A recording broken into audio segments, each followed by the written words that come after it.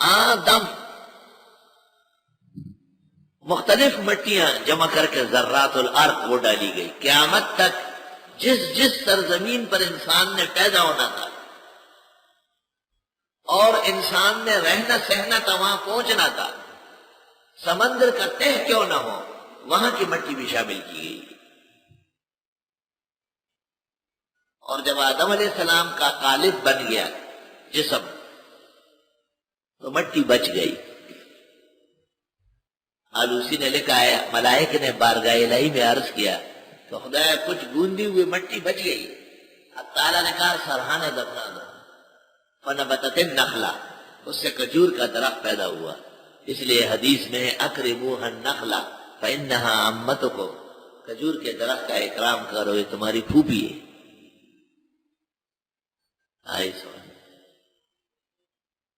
ابتدائی انتخاب میں جمعیت علماء اسلام کا انتخابی نشان تھا کھجور. تو ڈاگئی کے مولانا الحمدللہ تقریر میں حدیث سناتے تھے کہ یہ تمہاری پھوپھی ہے. وہ پھر فیل ہو گئے تو لوگوں نے کہا یہ پھوپھی و خالہ کا زمانہ نہیں ہے، یہ مفادات کا زمانہ ہے.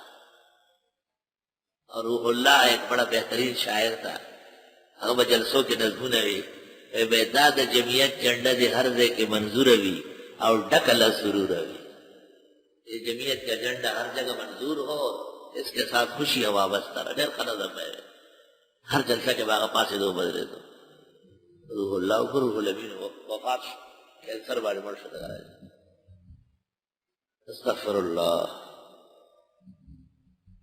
آدم بات کہتے زمین کے رنگوں سے بنا ہے، کیونکہ آدم علیہ السلام بہت حسین جمیل تھے. اوئے اوئے کہتے ہیں حسن کے 100 حصے کر دیے گئے، 99 آدم کو دیے گئے، اور وہ جو ایک تھا اس کے پھر 100 کیے گئے، 99 یوسف علیہ السلام کو دیے گئے.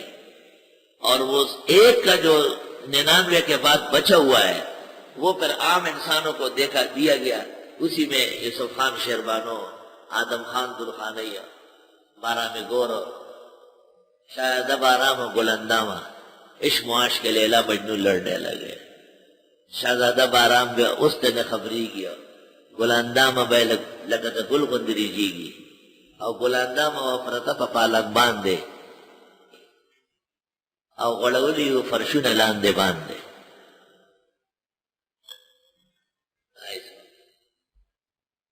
دنیا کے حسن و جمال کے جو مظاہرے ہیں معاش کے ہیں، وہ جو 100 کے ایک کے 99 ہٹا کر ایک بچا یہ اس کا نتیجہ ہے، اس لیے کامیاب نہیں ہے.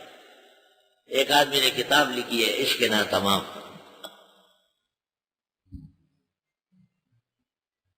وعلم آدم الاسماء كلها.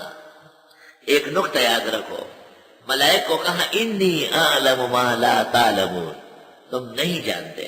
اور آدم کو کہا علم، تو جس میں صفت آدمیت غالب ہوگی اس کا علم کے ساتھ بہت گہرا تعلق ہو. یاد رکھو صفت آدمیت کا تقاضا ہے تو خوب علم ہو. جس وقت ملائک نے کہا کہ زمینی خلیفے کے لیے بھی بجائے آدم کے ہمارا انتخاب اچھا ہے، اور اللہ تعالیٰ نے کہا کہ تم نہیں جانتے ہو، غلط کہتے ہو، بالکل آدم علیہ السلام پر اعتراض صحیح نہیں کرتے. تو اب اللہ تعالیٰ نے ان کے درمیان صلاحیتوں کا مقابلہ کرایا، یہ ثابت کرنے کے لیے کہ زمینی نظام کے لیے آدم کی ضرورت ہے، اس کے لیے فرشتوں کی ضرورت نہیں. اللہ اکبر. درد دل کے واسطے پیدا کیا انسان کو، ورنہ طاعت کے لیے کچھ کم نہ تھے کر رو گیا. سکھا دیے آدم کو نام سارے کے سارے. اسماء سے مراد اسماء خداوندی ہے ایک قول، اسماء سے مراد اسماء و صفات ہے دوسرا قول، اسماء سے مراد اسماء بنی آدم ہے قیامت تک آنے والے تیسرا قول. مگر حضرت اقدس مولانا مفتی محمود صاحب عجیب بات کرتے تھے.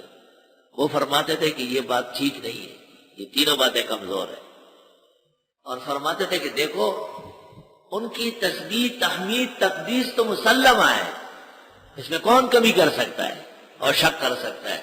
لیکن اللہ تعالیٰ نے کہا زمینی نظام کے لیے تم اہل نہیں، اس کے لیے آدم کی ضرورت ہے. تو زمینی ضروریات انسانی کے نام پر زمین پر انسانوں کی جو ضروریات ہے، یہ ڈاکٹر ہے، یہ حکیم ہے، یہ طبیب ہے، یہ توا ہے اس پر روٹی پکتی ہے، یہ کیتلی ہے اس میں چائے بنتی ہے، یہ سماوار ہے اس میں گرم رہتی ہے، یہ ہانڈیا ہے اس میں سالن پکتا ہے، یہ تندور ہے اس پہ نان پکتے ہیں، یہ نمک ہے اس سے پھیکا پن بڑھتا ہے، یہ چینی ہے اس سے مٹھاس بڑھتی ہے. چیز اور اس کی خاصیت، اسم اور اس کا مسمى اور اس کی خاصیت.